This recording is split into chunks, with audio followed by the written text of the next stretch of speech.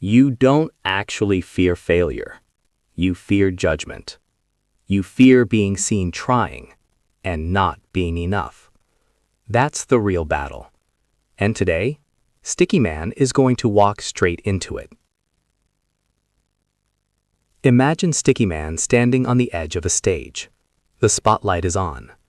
The audience is invisible, but he can feel them. His heart is racing. His hands are shaking. He hasn't even started yet, and he already feels exposed. This isn't about public speaking. This is about the psychology of vulnerability. The human brain is wired to survive in tribes. Thousands of years ago, rejection meant danger. If the tribe pushed you out, you didn't survive. So today, even a small social risk, posting a video, sharing an opinion, starting something new, triggers the same ancient alarm system. That tight feeling in your chest, that's not weakness. That's evolution. Sticky Man steps back from the edge of the stage. His brain whispers, "Stay small, stay safe, don't embarrass yourself." And here's the dangerous part. The brain always sounds convincing. It doesn't scream. It reasons. It justifies. It gives you logical explanations for why you shouldn't try. It's not the right time. You're not ready yet. You need more preparation. But psychology calls this avoidance coping. The more you avoid something that scares you, the more powerful it becomes. Avoidance feeds fear. Now Sticky Man decides to sit down instead of stepping forward. Immediately he feels relief. His anxiety drops. And this is where the trap locks in. His brain rewards him for avoiding the threat. Dopamine and comfort reinforce the behavior. This is how procrastination is born, not from laziness, but from emotional regulation. You don't procrastinate because you're lazy. You procrastinate because you're trying to escape discomfort. The brain prefers familiar pain over unfamiliar growth. Let's shift the scene. Sticky Man is now in front of a mirror, but the mirror doesn't reflect his body. It reflects words. Not talented, too late, other people are better. These are not facts. These are internalized narratives. Most of your beliefs about yourself were formed before you were even aware of them. A teacher's comment, a parent's tone, a comparison in childhood. The brain stores emotionally intense memories more deeply than neutral ones. That's why one criticism can outweigh 10 compliments. This is called negativity bias.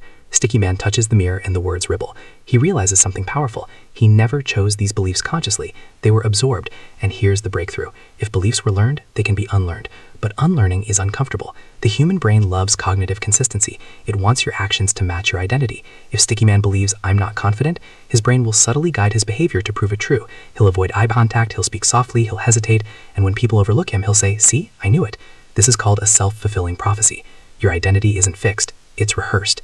Every time you act in alignment with the belief, you strengthen its neural pathway. But when you act against it, even in small ways, you begin to weaken it.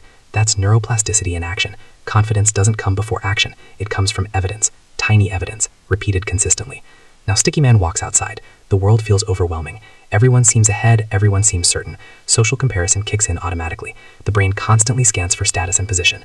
But what Sticky Man doesn't see is that everyone else is fighting invisible battles too. Social media, success stories, highlight reels, they create an illusion of certainty. But certainty is rare.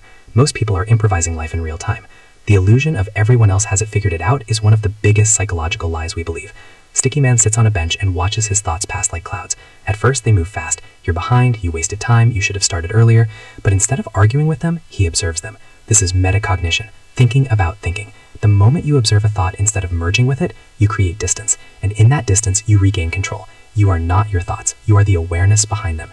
Anxiety, at its core, is future-focused imagination. Depression often pulls you into past-focused rumination, but the brain cannot be anxious about the present moment if it's fully grounded in it. Sticky Man takes a slow breath. He feels the air, the ground, the sounds around him. For a moment, the noise quiets. Presence interrupts mental chaos. But growth doesn't mean eliminating fear. It means expanding despite it. Sticky Man stands up again. The stage is still there. The spotlight is still bright. The audience is still unknown. Nothing external has changed. The only difference is this: he understands what's happening inside his mind, and awareness reduces fear's power. He steps forward, not because he feels ready, but because he accepts that readiness is a myth. Action creates readiness. Here's the deeper psychological truth. Courage is not the absence of anxiety. Courage is behavioral commitment in the presence of anxiety. Your brain will always try to protect you from discomfort. That's its job. But your job is to decide whether that protection is keeping you safe or keeping you small.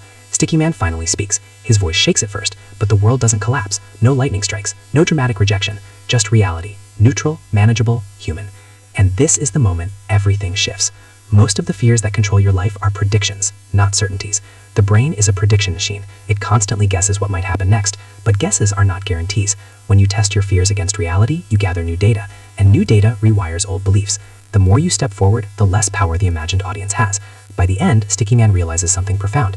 The spotlight he feared wasn't exposing his weakness, it was revealing his potential. Growth was never on the other side of confidence. Growth was on the other side of movement. And maybe that's where you are right now, standing at your own invisible stage, heart racing, mind whispering excuses that sound logical, waiting to feel ready.